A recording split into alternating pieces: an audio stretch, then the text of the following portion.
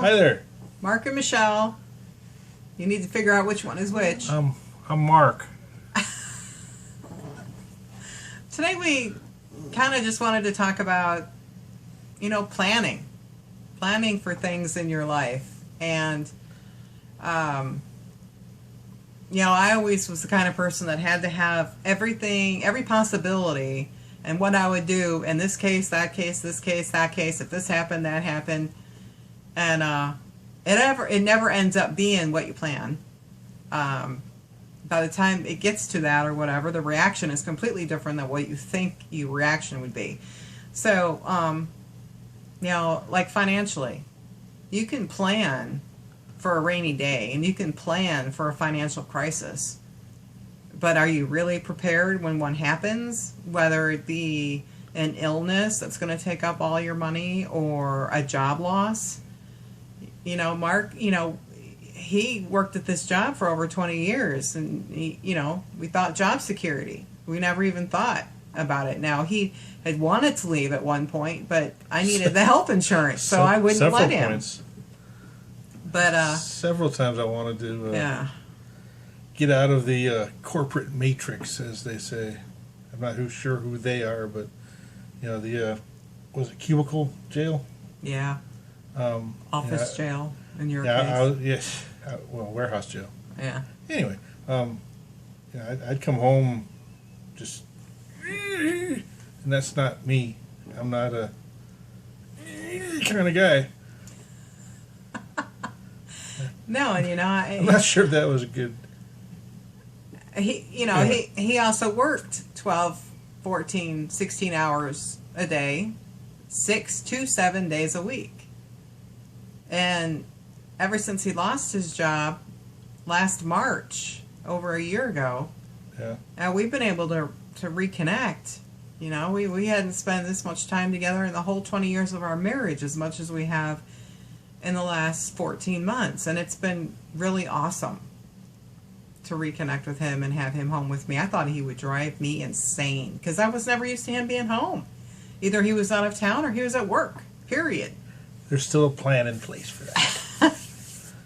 And this business has really allowed us to be able to keep him home and keep the family intact and continue to build the relationships, father, child, husband, wife. There really wasn't any relationships. And I just went through a video on finding your why. And, I was supporting the family, bringing home a paycheck, but I wasn't. He didn't have a life. Well, I wasn't being part of the family, and it wasn't their fault. It was my fault. I had become so accustomed to not being around them that I just took it for granted, and things kind of fell apart. It's just. I know we talk about mindset a lot. But that's what it was. I was in the mindset that it was my job to supply a paycheck. That's what I was supposed to do. That's what I thought being a husband and a father was. And I came to learn the hard way that it's not. That's not your job at all. No. But it took me losing my job, and a lot of stuff happened that, looking back, thank God it did. If everything that happened didn't happen, who knows where we'd be. We try not to think about it, but it's the truth. We don't know if we'd even be together. Probably not. And I know we look like the perfect couple and all, happy, but it wasn't always like that. Oh. And we've come a long way, and just in the last 6 months that we've been doing this business, like she said, it's all about improving your mindset, and not just a business mindset, a personal mindset, a positive mindset. Just the mindset that you deserve to be happy, that you deserve, to have good things happen to you. I never thought that. I just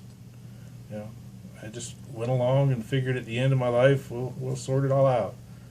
worked all his way up to all the way up the corporate ladder from a delivery warehouse driver to a director of operations. And that's what I thought. That's how I was brought up, because that's how my dad was brought up, and it just was passed along from generation to generation. And I didn't notice the change in my dad until it was too late. That when all of a sudden he realized work was not number one. I didn't catch that. I could see now that he had changed before he passed on, but I missed it completely. So.